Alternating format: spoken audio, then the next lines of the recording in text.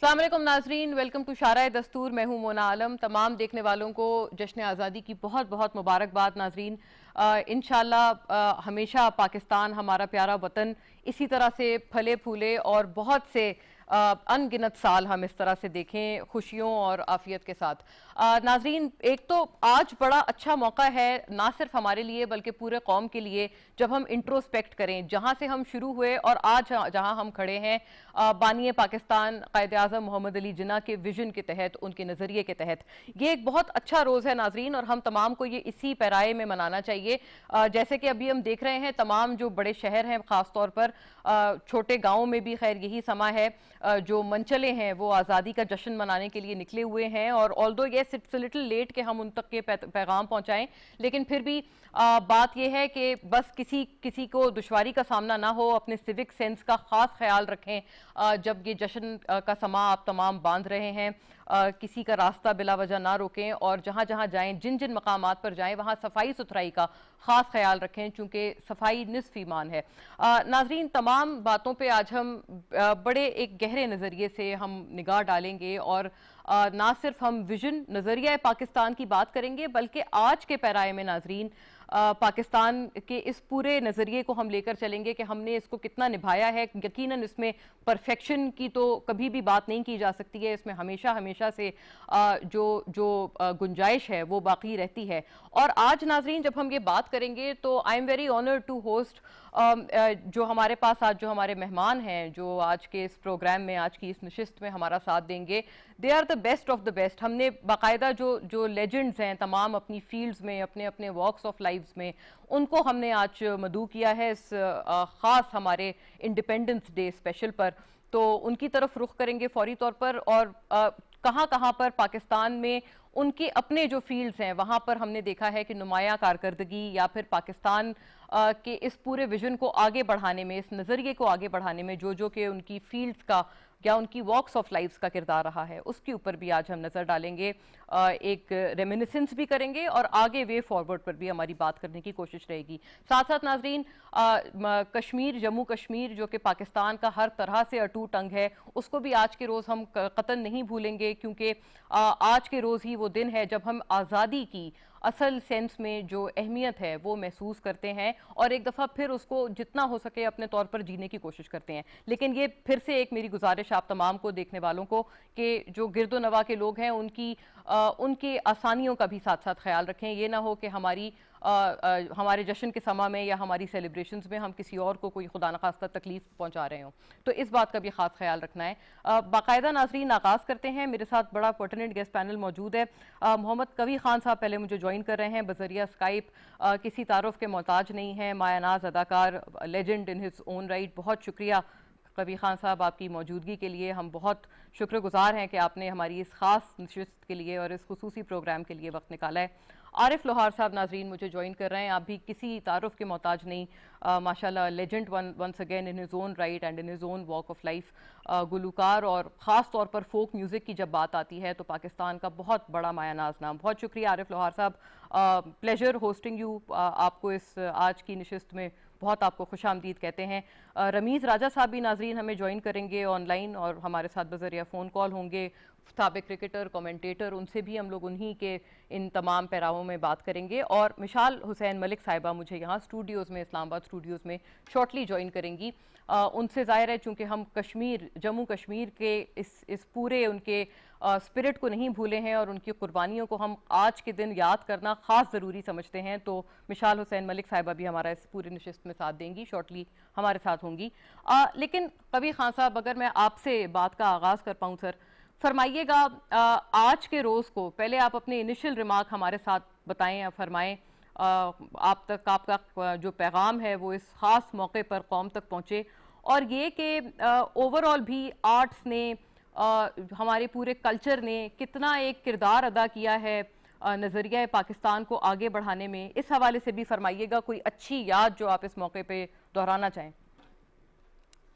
जी, एक तो आज सुबह सुबह सबसे पहला काम ये किया कि नमाज पढ़ने के बाद घंटा 1.5 घंटा उसके बाद हम लोग बाहर निकलते हैं और हम उस जगह गए मॉडल टाउन पार्क, जहां मुस्तनसर हुसैन ताड़र और हमारे बहुत से अदीब और दूसरे रुफका वहां बैठे हुए थे, और हमारे हाथों में झंडे थे, फ्लैग थे, और हमने बाकायदा एक जो में जमहूरिया पाकिस्तान 14 अगस्त के हवाले से वो मनाया। तराने भी पढ़े और कुछ कुछ अपने अपने हवाले से कि हमने किस इस दिन को किन किन हमारे जो विरसे में चीजें मिली थी उस हवाले से देखा, तो अपने अपने ख्यालात का इजहार किया। उसके बाद हम लोग और फिर बातें करते रहे और सारा दिन तकरीबन इसी तरह गुजर गया। लेकिन मैं अपने हवाले से बात ये करूंगा कि ये जो एक सिलसिला है और ये जो जद्दोजहद रही है और ये जो 14 अगस्त के हवाले से, तो ये तो हमारे सामने बना। मैंने तो छोटा था, अपनी इन आंखों से देखा, जब इस मिट्टी पर पाकिस्तान पे कदम रखा तो मैंने वो धुआं, वो ट्रेन और वो पता नहीं क्या कुछ, जिसका मैं बहुत ज्यादा जिक्र नहीं करना चाहता, लेकिन सिर्फ जब जज्बात में आता हूं तो एक बात जरूर कहता हूं, और वो मेरे कश्मीरी भाइयों के लिए भी और अपने लिए भी और सबके लिए, कि हमारे आबा अजदाद ने जो कुछ हमें विरसे में दिया था, क्या हम उस पर अमल कर रहे हैं? और क्या हम अब बुजुर्ग होकर अपने बच्चों को जो कुछ हम दे रहे हैं उस पर वो अमल कर रहे हैं? ये बात याद रखने की है। और एक बात जो खूबसूरत तरीन जो मैं हमेशा कहता हूँ वो ये है कि इस तरफ गलत नजर से न देखना। कसम है शहीदों के रंगी लहू की, कसम जिंदगी की, कसम आबरू की, खरप ना किसी को जला देंगे, वतन पे कोई आंच आने न देंगे। ये तो है मेरा पैगाम।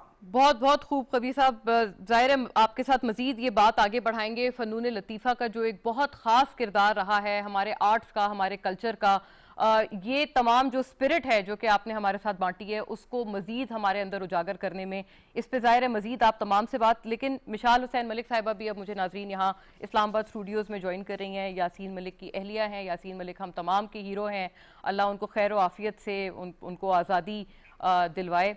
और जब हमारे साथ मिशाल हुसैन मलिक हैं तो जाहिर है जब हम आज़ाद जम्मू कश्मीर यहाँ पर हालात देखते हैं, पाकिस्तान आज़ादी व पाकिस्तान को मनाते हैं, तो मकबूजा जम्मू कश्मीर में इस वक्त जो बदकिस्मती से हालात हैं उनका अजाला करना या उनको एक दफ़ा याद कर लेना हमारे लिए इस मौके पे और ज़्यादा अहम हो जाता है। मिशाल हुसैन मलिक साहिबा, एक तो बहुत शुक्रिया, आपने इस ख़ास मौके पे हमें ज्वाइन किया है, हमारे साथ शिरकत की है। बताइएगा एक तो यासीन मलिक साहब के हवाले से कि कैसी खैर आफियत है हमारे भाई की, और ये भी कि आज के दिन आप क्या खुसूसी पैगाम आगे हम तक पहुंचाना चाहती हैं आज़ाद जम्मू कश्मीर के हवाले से? जब भी हम यहाँ नज़र करते हैं तो मकबूजा जम्मू कश्मीर में जो हालात हैं और जो बर्बरियत ख़ास तौर पर 2019 के बाद से है वो दिल को झंझोड़ने वाले होते हैं। जी, thank you so much Mona for inviting me. और पहले तो सबको मेरी तरफ से जश्न आज़ादी बहुत बहुत मुबारक हो। और जब मैं आपसे फ़ोन पे भी बात कर रही थी उस वक्त भी यही बात शेयर में कर रही थी कि यासीन साहब का मुझे कुछ पता ही नहीं। आई मीन किसी लाइफ पार्टनर को, फैमिली मेम्बर को पूछना कि आपके हस्बैंड या आपके बेटे शौहर किधर हैं, तो पता ही नहीं है कि किस हाल में है वो इस वक्त। और ये ज़रूर पता है कि वो किस जगह पर हैं, तिहाड़ की डेथ सेल के अंदर हैं और पिछले 3 साल ऑलमोस्ट होने को आ रहे हैं उनको इनकार्सरेशन में रखा हुआ है और सॉलिटरी कन्फाइनमेंट है। और आप भी बहुत दफ़ा बहुत टॉक शोज़ में जाती हैं और उसमें आप देखती हैं जो इंडियन माइंडसेट है, स्पेशली जब से बीजेपी पावर में आई है, इतनी इंटॉलरेंस है, बात नहीं करने देते। तो आप इमेजिन कर सकते हैं कि जो तहरीक चला रहे हैं आज़ादी की, उनके साथ क्या सलूक वो करते होंगे जेलों के अंदर। फ़िज़िकल मेंटल टॉर्चर यासीन साहब पे बहुत हुआ है, बहुत दफ़ा वो भूख हड़ताल पे भी गए हैं, लीगल एक्सेस को है ही नहीं उनके पास। और जो भी उनकी एक पिक्चर वायरल हुई थी कुछ अर्सा पहले, वो मैंने शेयर भी की थी सोशल मीडिया पे, वो बहुत से लोग कह रहे थे वी कांट रिकग्नाइज हिम, इतने वो वीक हो गए हैं। तो नेचुरली ये है वो कुर्बानी जो आज़ादी के लिए दी जाती है, जो कश्मीरी कौम दे रही है। 70 साल से ऊपर हो गया है।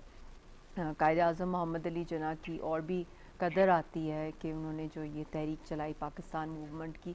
और फ्रैंकली स्पीकिंग शादी से पहले मुझे भी इतना नहीं रियलाइज़ मैंने किया था कि कितनी कठिन ज़िंदगी होती है, एक ग़ुलामी से निकलना, अपनी शनाख्त के लिए खड़े हो जाना, अपने हक के लिए, और इतनी लंबी जदोजहद चलाना जिस तरह कायद आज़म मोहम्मद अली जिन्ना ने की और लामा इकबाल का जो ख्वाब था, बट वहाँ जाके वो भी लाल चौक और मायसूमा जो हार्ट है इस पूरी मूवमेंट का, डोगरा रूल से लेकर अब तक आप देख लें, तो वहाँ पे उसको फील करना, वहाँ ब्रीथ करना, that air under occupation, claustrophobia, वो देखना, तो फिर कदर आती है, रियलाइज होता है कि कितना इम्पोर्टेंट था पाकिस्तान का बनना। बिल्कुल, और ये कदर ज़ाहिर है हमें और मज़ीद हमें ये आती है, वाकई राइटली सेड, जब हम वहाँ हालात देखते हैं मकबूजा जम्मू कश्मीर में, और जिस किस्म की बर्बरियत, और मिसाल चूँकि हर ऐसे मौके पर अपना एक बहुत ख़ास पैगाम अपने फॉलोअर्स को, अपने चाहने वालों के लिए शेयर करती हैं, वो भी एक बेहद इंकरेजमेंट और इंस्पिरेशन का बायस बनता है। जनाब आरिफ लोहार, टू यू सर, जब भी हम फोक मौसीकी की बात करते हैं, माशाल्लाह से आपने बहुत पाकिस्तान का नाम ऊंचा किया है, और अब भी हम इसी तरह से देखते हैं, बल्कि लेट आपके जो वालिद साहब आलम लोहार साहब, उनके वक्त से ये सिलसिला और जो चिमटे के ज़रिए म्यूज़िक, वो उनका बहुत ख़ास था, उनकी कला बहुत ख़ास थी, ये उनकी स्पेशलिटी। फरमाइएगा, मिली नगमों का तो हमेशा से बहुत अहम किरदार रहा है इस पूरे जो हमारी एक मूवमेंट है उसको आगे ले जाने में। आजकल की मौसीकी क्या वो जस्टिस कर पा रही है, और आप क्या समझते हैं कि ये जो किरदार है, आप जैसे लेजेंड्स के ज़रिए हम मज़ीद कैसे बेहतर कर सकते हैं आज के खुसूसी मौके पर? सबसे पहले तो मैं जश्न आज़ादी की मुबारकबाद पेश करता हूँ तमाम अपने जितने भी पाकिस्तानी बहन भाई हैं, जहाँ जहाँ भी मुझे देख रहे हैं, जहाँ जहाँ मुझे सुन रहे हैं। और उसके बाद मैं समझता हूँ कि मेरे लेजेंड, मेरी पाकिस्तान की पहचान जनाब कवी खान साहब, मैं समझता हूँ ये मेरा मुकम्मल पाकिस्तान बैठा हुआ है, जिन्होंने पाकिस्तान को देखा बनते हुए, और हम इनसे इंस्पिरेशन लेते हैं, और इनसे हमें हिम्मत मिलती है कि हमने पाकिस्तान को कैसे रखना है, हमने पाकिस्तान को कैसे जानना है। हम जब अपने बड़ों को इज्जत और एहतराम देंगे, हम मोहब्बत करेंगे अपनी धरती से, मोहब्बत तो करते हैं लेकिन अपनों से, उन लोगों से जिन्होंने पाकिस्तान की बुनियादों में बहुत अपना जिनका है हिस्सा है, तो मैं समझता हूँ कि इनको देखकर हमें हिम्मत मिलती है, कि हमें इंस्पिरेशन मिलती है कि हमने पाकिस्तान को रिप्रेजेंट कैसा करना है। देखिए, जिंदगी अनमोल तोहफा है। मैंने और मेरे वालिद ने अपने पाकिस्तान के ऊपर निछावर कर दी। ये एहसान है पाकिस्तान का, ये पाकिस्तान हमें मिला, और मोहम्मद अली जनाब कायद आज़म साहब ने हमें एक खूबसूरत धरती दी और ख्वाब को ताबीर दी। और मैं समझता हूँ कि इकबाल के उस ख्वाब को, उस विजन को सामने लाना एक बहुत बड़ा ब्रेन है, जिसने अमन की, मोहब्बत की, भाईचारे की, हर रंग, हर नस्ल के लिए एक ऐसा मुल्क बनाया जहाँ पे हम कहते हैं, फख्र से रहते हैं, जिसे हम कहते हैं पाकिस्तान। और पाकिस्तान जब मुझे बुलाया जाता है कहीं पूरी दुनिया में, तो पाकिस्तान के फ्लैग के साथ जब बुलाया जाता है तो मेरा जज्बा कुछ और होता है, मैं रो पड़ता हूँ। आर्टिस्ट बड़ा जज्बाती होता है, और मैं समझता हूँ कि हम लोग जितना भी चाहें हम उससे जैसे एक्सप्लेन करें, और आर्टिस्ट जो होता है, हमारा पैगाम है मोहब्बत जहां तक पहुंचे, और पैगाम है अमन जहां तक पहुंचे। आजादी सबका हिस्सा है, सबके लिए अल्लाह ताला ने पैदा की है, हर इंसान को आजाद पैदा किया है, उसे कहीं भी बंदिश नहीं होनी चाहिए। तो मैं समझता हूं कि सबसे बड़ा जो पैगाम है वो है पैगाम मोहब्बत, जिसमें आजादी है, जिसमें प्रवाज है, जिसमें बेबाकी है, और जिसमें जज्बा है, जिसमें मोहब्बत है। तो मैं इसमें अभी तो इतना वो नहीं है, लेकिन मैं समझता हूं कि मेरे वालिद ने पूरी जिंदगी दी, और मेरी इस धरती को, मेरा मान है मेरी धरती, फिर भी एहसान है इसका। तो अल्लाह ताला मेरी धरती को सलामत रखे। फनकार का काम है अमन का ब्रिज बनाना। बिल्कुल, हम अमन का ब्रिज बनाते हैं। और हमारे माशाल्लाह सबसे पहले जब वजीर आजम साहब तशरीफ लाए, तो उन्होंने अमन का पैगाम पूरी दुनिया में फैलाया, और पूरी दुनिया ने सुना कि पाकिस्तान का नाम अमन है। बिल्कुल, अमन का पैगाम, और ख़ास तौर पे जो जितने हमारे फ़नून लतीफ़ा से ताल्लुक़ रखने वाले जितने हमारे लेजेंड्स हैं, कितना बखूबी उन्होंने ये पैगाम आगे बढ़ाया है। कबीर खान साहब, यकीनन इस बात में आपका एक तो इजाफा और दूसरा आज का जो आर्ट्स है या आज के जो ड्रामे हैं, जो फिल्में हैं, एक सर ये नजरिया रखा जाता है कि उस वक्त इन तमाम चीजों ने, हमारे आर्ट्स ने, कल्चर ने बड़ा एक अहम रोल अदा किया। उसका मवाजना सर अगर आज के हैसियत से या आज के हम अपने आर्ट से या ड्रामों से, फिल्मों से करें, आप कैसा पाते हैं इनको? यकीनन बहुत बेहतरी की गुंजाइश है। आपको क्या लगता है सर, ये कैसे हम लोग खास तौर पे जो आज़ादी का पैगाम है, क्या हम भरपूर तरीके से अपने इन ड्रामा से या अपने लिटरेचर से आगे बढ़ा पा रहे हैं?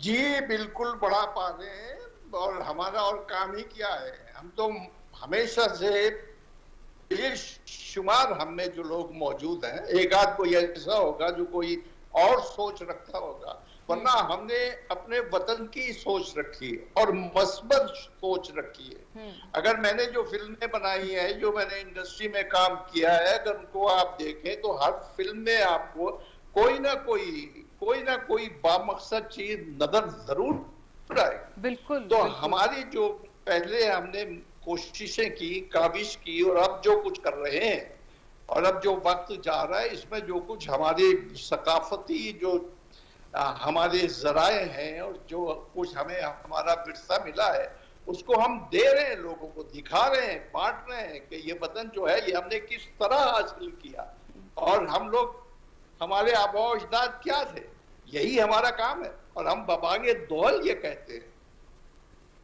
जी बिल्कुल, और यही इसी बात को हम जाहिर है, अगर मिसाल आपकी तरफ के एक तो मीडिया का कंपैरिजन, मीडिया का एक जो किरदार है या रोल है इस पैगाम को आगे बढ़ाने में, इस पे आप कैसे रोशनी डालती हैं? और दूसरा ये कि जाहिर है पाकिस्तान की तरफ से हम डिप्लोमेसी में अमूमन कहते हैं कि ये जो लिटरेचर है या सकाफत है, म्यूजिक है, आर्ट्स है, ये बहुत एक अहम किरदार अदा करते हैं अपना पैगाम आगे पहुंचाने में। अभी आरिफ लोहार साहब ने भी जैसे कहा कि अमन के एम्बेसडर्स कहा जाता है, जितने इस फील्ड से ताल्लुक़ रखने वाले जितने हमारे लोग हैं या जो लोग हैं यहाँ पर, ये फरमाइएगा, आपको लगता है कि इसमें अगर कोई बेहतरी आ सकती है बतौर डिप्लोमेसी, ये टूल हम कितना इस्तेमाल करते हैं? जैसे कश्मीर में जो इस वक्त हालात हैं, जो बर्बरियत है, आपको कैसे लगता है कि उसको हम आगे पोर्ट्रे कर रहे हैं या आगे वो मैसेज कन्वे कर रहे हैं अपने इन सॉफ्ट टूल्स ऑफ डिप्लोमेसी के तहत?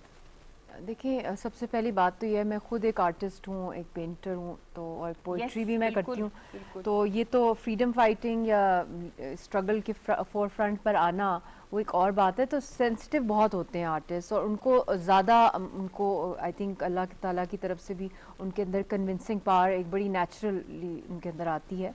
बट अगर हम पास्ट देखें इंडिया और पाकिस्तान का, तो बहुत दफ़ा यहाँ पे डिप्लोमेसीज़ हुई हैं, क्रिकेट डिप्लोमेसीज़ हुई हैं, क्रॉस कल्चरल डिप्लोमेसी हुई है, ट्रेड डिप्लोमेसी हुई है।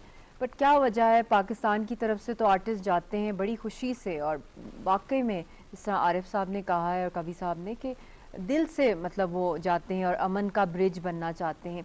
मगर क्या वजह है कि वहाँ से भी जो वहाँ की सिविल सोसाइटी भी है, अगर वो आना भी यहाँ चाहती है, अगर उनका दिल भी है, मगर उनके अंदर इतना एक डर होता है, उनके ऊपर एक इतनी स्ट्रिक्ट सर्वेलेंस होती है उनकी स्टेट की, कि उस तरह अमन का माहौल ग्रो नहीं कर सकता। और फिर उसके साथ साथ नॉर्म्स भी होते हैं चीज़ों के। अब शहरक आपकी जब कट गई है, आपने हर 50 साल दे दिए बायलैटरलिज्म को, मगर असल मसला तो कश्मीर का ही मसला था। पाकिस्तान की लाइफलाइन है, सारा पानी कश्मीर से आता है, रिश्तेदारियाँ हैं, ब्रदरहुड है, नेबरहुड है, UN के करारदाद का सिग्नेटरी है पाकिस्तान, डिफेंस लाइन आपकी कश्मीर है। तो बहुत से इसके फैसेट्स हैं जिसकी वजह से इसकी इतनी इंपॉर्टेंस है। तो अब आई थिंक इस वक्त बहुत ज़रूरी है कि जो पाकिस्तान की जो आर्ट है, या जिस तरह इंटेलेक्चुअल्स, आप खुद मोना यूर इंटेलेक्चुअल, तो जब तक इंटेलेक्चुअल सॉफ्ट फेस नहीं सामने आएगा और कश्मीर का केस इंटरनेशनली एडवोकेट नहीं करेगा, कश्मीर पे तराने भी यहाँ पे काफ़ी आर्टिस्ट ने गाए हैं, और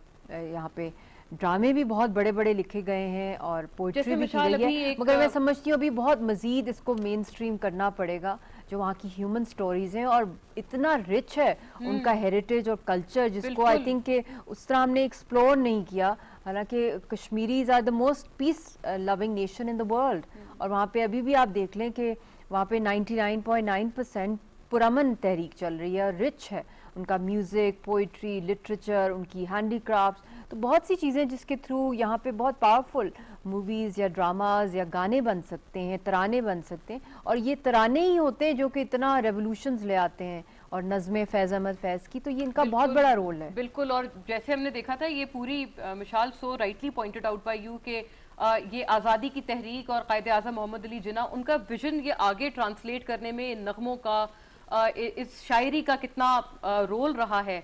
आरिफ लोहार साहब, आप क्या समझते हैं सर कि आज के पाकिस्तान का मवाजना अगर हम नज़रिया पाकिस्तान से करें, यकीनन बहुत सी फॉल्ट लाइंस हर सोसाइटी में होती हैं, हर मुआशरे में होती हैं, क्या आप आइडेंटिफाई कर पाते हैं जब आप ये मवाजना करते हैं, और आप कैसा पाकिस्तान आइंदा सालों में देखना चाहेंगे? ये एक बड़ा ज़रूरी सवाल है, चूंकि हम तमाम ने उसकी तरफ इवेंचुअली बढ़ना है। आपको लगता है कि हम अभी इस वक्त अपनी जनरेशन को, अपने कौम को वो पैगाम दे पा रहे हैं कि आगे आने वाला पाकिस्तान जैसा हम देखना चाहते हैं, कायदे आज़म मोहम्मद अली जिन्ना के नज़रिए के मुताबिक, उसके हिसाब से हम उनको साथ, जिसे कहते हैं, उनको इनकलकेट कर रहे हैं उनमें तमाम ये वैल्यूज? देखिए, सबसे बड़ी जो जिम्मेदारी आप जैसे अवेयरनेस दे रहे हैं, तो बच्चों को इस अवेयरनेस से फायदा उठाना चाहिए। आप ज्यादा से ज्यादा कम्युनिकेट करें अपने बच्चों को। अभी मैं अपने बच्चे के साथ बात कर रहा था, तो कवि साहब के बारे में बकायदा मैं उसे ब्रीफिंग पहले भी देता रहता हूँ कि ये मेरा पाकिस्तान है, मेरा आर्टिस्ट है, मेरी ये पहचान है। तो हमें खुद भी थोड़ा अपने बच्चों के साथ मिल करके उनको बताना चाहिए कि ये पाकिस्तान जो है, हमें अपना टाइम निकालना पड़ेगा। ये मैं थोड़ा सा इससे मैं आई एम सॉरी अगर कोई बात मेरी बुरी लगे तो, क्योंकि हमें थोड़ा टाइम निकालना पड़ेगा जो बच्चों के साथ बैठ के ऐसे कुछ इवेंट्स जो हैं जो क्रिएट करने पड़ेंगे। बहुत बचा फरमाया आपने। हमें पहुंचाना है पैगाम अगर अगली नस्ल तक, तो हमें थोड़ा सा टाइम स्पेंड करना पड़ेगा। हमें कोशिश करनी पड़ेगी, हमें बताना पड़ेगा कि कैसे आपने रिस्पेक्ट करनी है अपने मुल्क की। मैं जानता हूं, क्योंकि मैंने जब रशिया की स्टेट्स टूटी थी तो मेरा नया पासपोर्ट बना था, तो मैं अलमाती में गाने के लिए गया था। मुझे जब पता चला कि मैं पाकिस्तान में नहीं रहता हूँ, मैं दुनिया के सबसे अजीम मुल्क में रहता हूँ, जब जाके मैंने देखा कि वहां पे लाइन में लग के लोग रोटी ले रहे हैं और रोटी पैसे हाथ में पकड़े हुए हैं, हमें क्या पता, हम इस चीज से नहीं गुजरे। जिन लोगों ने पाकिस्तान बनते हुए देखा है, उनसे पूछे कि पाकिस्तान की कदर क्या है, बिल्कुल, ये पाकिस्तान कैसे बना। यही कदर आगे पहुंचाने के लिए जी कवि खान साहब, यही जाहिर है आपसे सवाल भी कि नजरिया पाकिस्तान जैसे बहुत वजह आइडेंटिफाई किया है जनाब आरिफ लोहार ने, हम अपने बच्चों को वो सीख आगे पहुंचाएं, वो सबक, वो असबाक उन तक पहुंचाएं। आपकी नजर में क्या सर, ये बताइएगा, आज के पाकिस्तान का मवाजना नजरिया पाकिस्तान से आप कैसे करते हैं? अगर कोई कमी बेशी आप क्या आइडेंटिफाई करते हैं? देखिए, हम कर रहे हैं, अभी भी कर रहे हैं, लम्हा मौजूद में भी कर रहे हैं, और हमें करते रहना चाहिए। ये तो हम सब की अपनी अपनी जिम्मेदारी है। जिस शोबे में आप काम कर रहे हैं, उस शोबे के हवाले से आप इस चीज को फरोग दें, लोगों के, बच्चों के जहनों में डालें कि ये हमारे एहसास क्या थे, क्या हैं, और अब हम क्या छोड़ के जाएंगे। देखिए, अगर हर शख्स मुस्बत सोच रखकर, जैसे मैंने पहले कहा, अपने अपने शोबे में, जैसे मैं बहुत ही मुख्तसर बात आपसे कर दूं कि मेरा जो शोबा है वो फिल्मों में काम करना या फिल्म बनाना, तो मेरी जो जिम्मेदारी है वो यही है। मतलब मैं अक्सर कहता हूं, जब कोई मुझे, ये मेरे पाकिस्तान की बात आती है, जो कश्मीर की बात आती है, मुझे याद आ गया आज से कोई 72-73 साल पहले, बल्कि इससे भी ज्यादा, मैं छोटा सा था, तो मैं स्टेज पर स्कूल में प्रेप में छोटी छोटी कब्रें बनाई हुई थी, उसमें एक कब्र में मैं था। तो अब मुझे याद आया कि वहां से आवाजें आया करती थी शोहदा की, आजाद कश्मीर, आजाद कश्मीर। तो वो मुझे एकदम अभी आपसे बात करते करते याद आया कि मैं कितना छोटा था, 6-7 साल का होगा। तो वही सारी चीजें मेरे जहन में होगी, और जब मैंने अपनी फिल्में बनानी शुरू की तो मैंने उसमें यही रखा और जहन में ये रखा कि हमने बना लिया है नया फिर से आशियां, जाओ ये बात फिर किसी तूफान से कहो। और मेरी फिल्म में ये नहीं होता था, उसमें ये होता था कि रोशनी बनूंगी, मंजिलों को जगमगाऊंगी, रात के मुसाफिरों को रास्ता दिखाऊंगी। कह रही हूं मैं हर एक बेजमीर से, तुमको मौत आएगी खुद अपने तीर से। ये सोच लेकर हम निकलेंगे, ये सोच हम अपने बच्चों में डालेंगे, तो इंशाल्लाह हम अपने विरसे को कभी नहीं भूल सकते। बिल्कुल इंशाल्लाह, और यकीनन ये अल्फाज आपके बहुत मिसले रात तमाम सुनने वालों देखने वालों के लिए हो रहे हैं। रमीज राजा साहब भी नाजरीन हमें ज्वाइन कर रहे हैं अब इस मौके पर on our independence day special. साबिक cricketer, commentator, a very renowned name in cricket. बहुत शुक्रिया रमीज राजा साहब, आपके वक्त के लिए ऑनलाइन हमारे साथ हैं। फरमाइएगा रमीज साहब, जाहिर है being a cricketer and being a member of the world cup winning cricket team, आप कैसे देखते हैं कि as a tool of software diplomacy हमने क्रिकेट को, चूंकि हम बहुत बड़ी क्रिकेटिंग नेशन है, हमने कितना इसको भरपूर तरीके से in your opinion, in your appreciation हम इस्तेमाल कर पाए हैं, और कहाँ अगर गुंजाइश रह गई है तो वो भी फरमाइएगा। ये इंडिया से डिप्लोमेसी की बात करेंगे? जी रमीज साहब, yes, as a tool of software diplomacy with particularly India.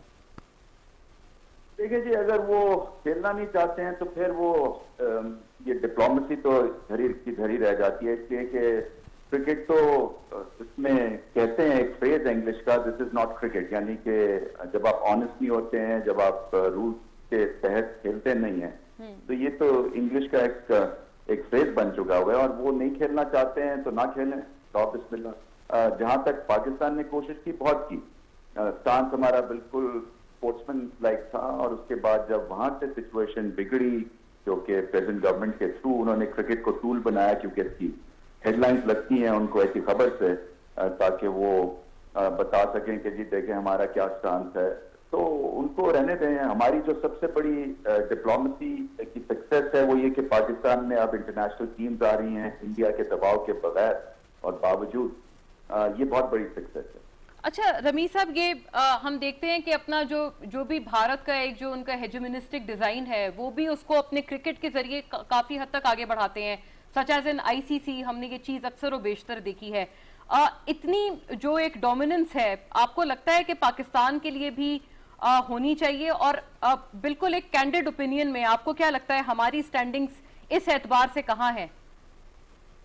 देखें, नेशन ग्रो करेगी, इकोनॉमी ग्रो करेगी, उसके साथ क्रिकेट की इकोनॉमी ग्रो करेगी, तो फिर ही हम आईसीसी पे नारेबाजी कर सकेंगे। इस वक्त जो आईसीसी है उसमें जो क्रिकेट की इकोनॉमी है वो 90% इंडिया के थ्रू ऑफर फिल होते हैं, तो उस लिहाज से फिर आवाज दबी रहती है। तो मैं तो यही समझता हूं कि आपको फ्रस्ट्रेट होने की जरूरत नहीं है, बल्कि फ्रस्ट्रेशन अगर है भी तो उसको पॉजिटिव तरह से निकाल के और मुल्क में काम करें, ताकि क्रिकेट की इकोनॉमी ग्रो हो, ताकि हम फिर जो है हमारा एक स्टांस जो है वो समझा जाए और हमारी आवाज बुलंद हो आईसीसी पे। रमी साहब, एक जाहिर है जब हम क्रिकेट की बात कर रहे हैं, जस्ट असाइड दिस, चूंकि ओलंपिक्स भी हमने अभी देखी और पाकिस्तान से पार्टिसिपेशन भी, ये बताइएगा, एक ये भी तो एक लार्जर परसेप्शन अब हमारे पास आता है कि हमने क्रिकेट पर बहुत ज्यादा फोकस किया, उसकी वजह से दीगर जो स्पोर्ट्स हैं उन पे हम उस तरह से कंसंट्रेट नहीं कर पाए। What do you have to comment on this? देखिए जी, टैलेंट छुपा नहीं रहता है, चाहे पैसे हो ना हो। यहाँ पे क्रिकेट में गलत फहमी है कि कोई सिस्टम बड़ा अडॉप्ट हमने किया हुआ है जिसकी वजह से क्रिकेटर्स जो हैं वो निकलते जाते हैं। ये अभी भी जो स्पोर्ट है क्रिकेट की, ये इंडिविजुअल टैलेंट के ऊपर बेस्ड है, और छोटे छोटे एरिया से जो प्लेयर्स आ रहे हैं वहां पे खेलने की ग्राउंड्स में नहीं है उनके पास। तो एक तो ये आई थिंक जो परसेप्शन है ना, ये क्लियर होना चाहिए कि पैसा लगाएंगे तो सारी चीजें ठीक हो जाएंगी। देखिए, टैलेंट अगर आप में है, आप मेहनत करते रहें, मैं मानता हूं कि एक पुल होनी चाहिए पूरी कौम की, गवर्नमेंट की तरफ से भी, कि आपको फैसिलिटी जरूर प्रोवाइड होनी चाहिए, कि आइडियल सिनेरियो में ऐसा ही होना चाहिए।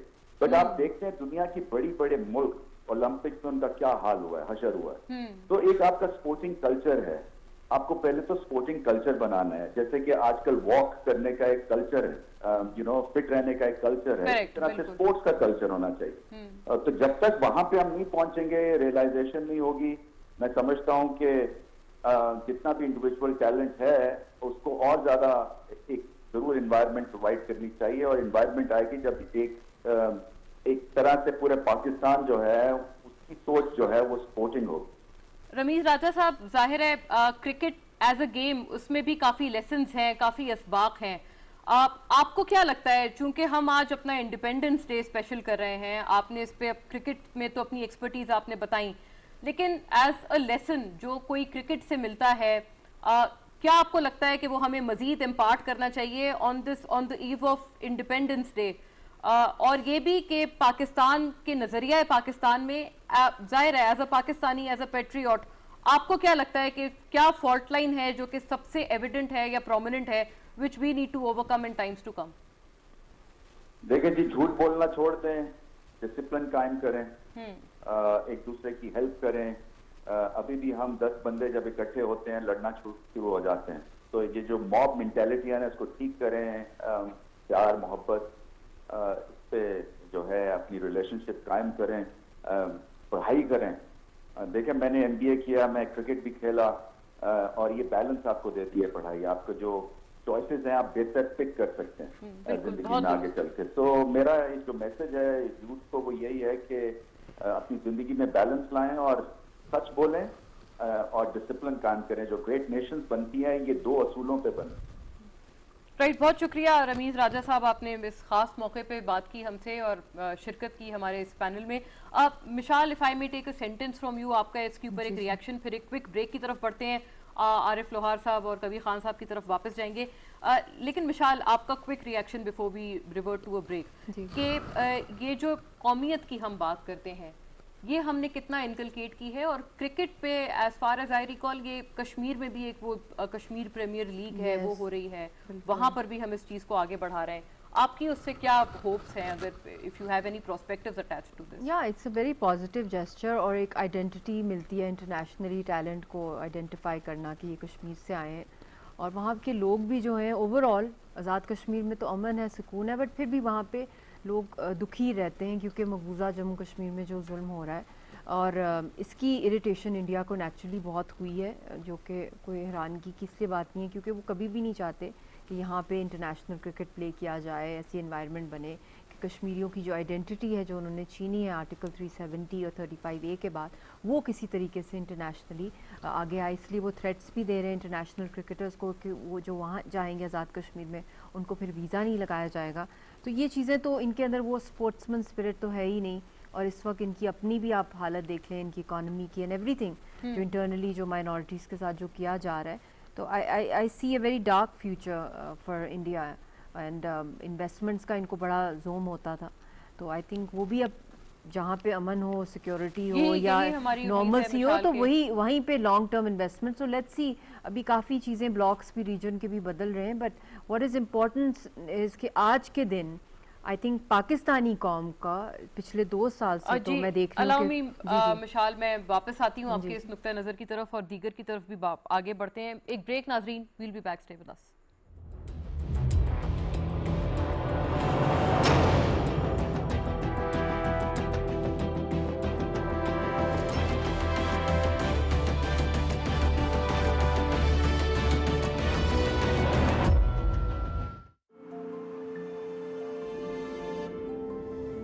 ख्वाब,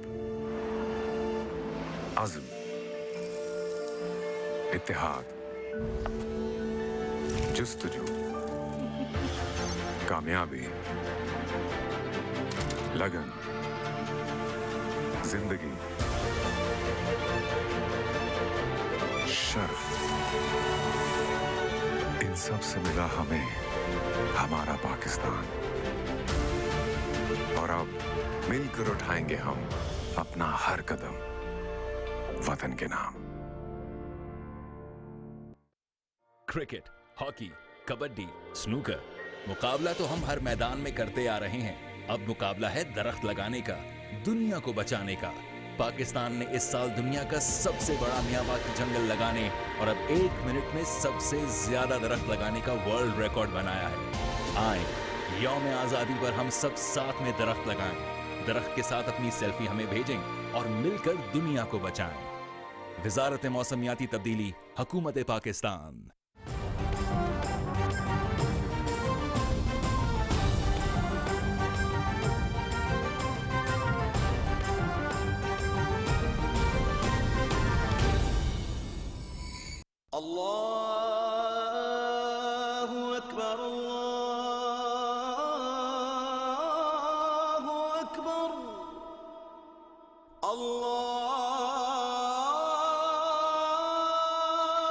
अल्लाहु अकबर, अल्लाहु अकबर, अशहदु अन ला इलाहा इल्लल्लाह,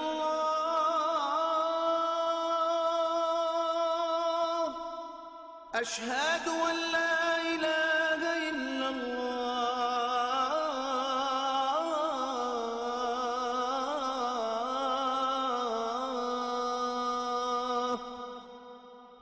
अशहदु अन्न मुहम्मदर रसूलुल्लाह,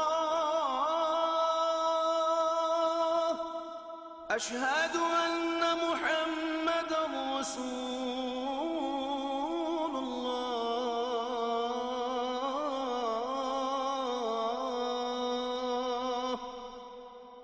हय्य अला सलाह,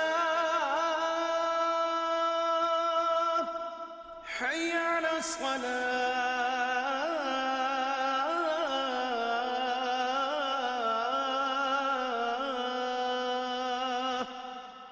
हय्य अलल फलाह, हय्य अलल फलाह।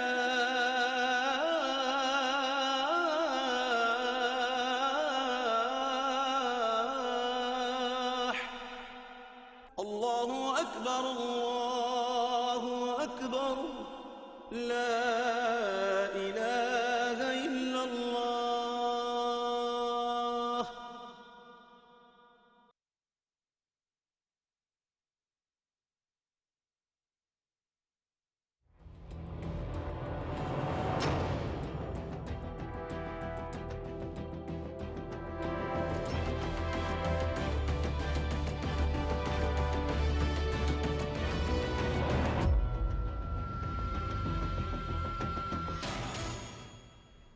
वेलकम बैक नाजरीन। जश्न आज़ादी के ख़ास हमारे खुसूसी प्रोग्राम में आप तब सबको दोबारा से वेलकम बैक। मिशाल हुसैन मलिक साहिबा जो हमारे साथ अभी मौजूद थी, शी हैड टू गो, तो बहुत शुक्रिया उनको कि उन्होंने हमसे ज्वाइन किया। तो मैं चाहती थी कि मैं उन्हें ऑन एयर भी उनका शुक्रिया अदा करूं कि ख़ास मौके पे वो हमारे इस प्रोग्राम का हिस्सा बनी। और यही गुजारिश एक मरतबा फिर नाजरीन के, चूँकि इस वक्त भी एज़ वी स्पीक शहर में ज़्यादातर अक्सर व बेशतर शाहराएँ चोक्ड हैं, तो लिहाजा ये कि बिल्कुल जश्न आज़ादी पूरे जोशो वलवले से मनाएं, लेकिन रास्ता कोई ख्याल करें कि चोक ना हो और किसी और को इससे तकलीफ ना पहुंचे। आरिफ लोहार साहब, अगर मैं आपकी जानिब आऊँ, एक कौमियत के पैगाम पर हमने बात की ब्रेक से कबल, आपने सुना रमीज़ राजा साहब ने ये नुक्ता उठाया।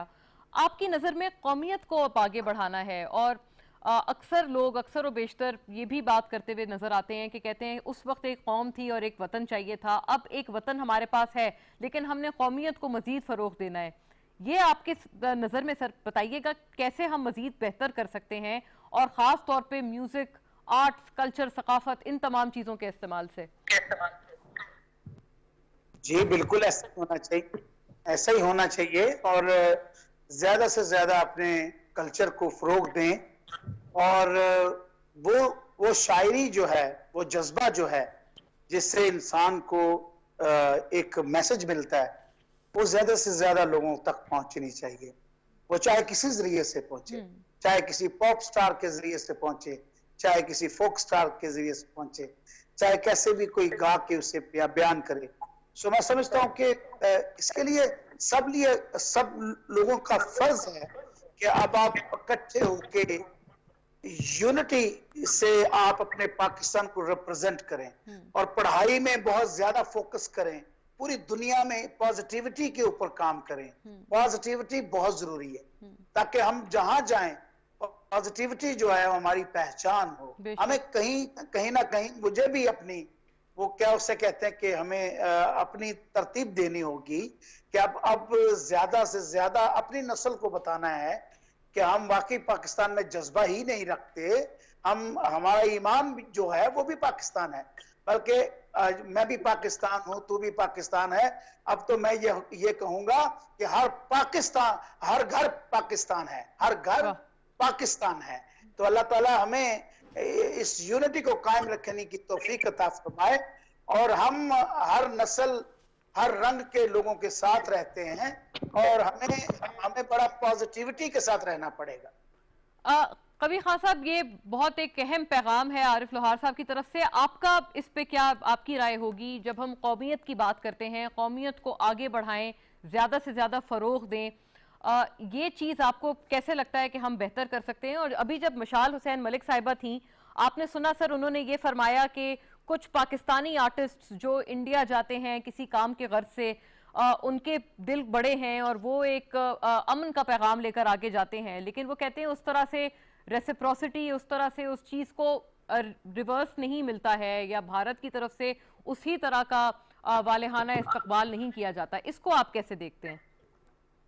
हाँ, तो नहीं किया जाता तो ना जाएं, जब वो बुलाना चाहेंगे तो आप चले जाएं। सही है। हमें तो गरीब किया है, हमें कोई ऐसी प्रॉब्लम नहीं है कि हम वहां जाए बगैर नहीं रह सकते। मुझे तो बिल्कुल भी नहीं है, कम से कम।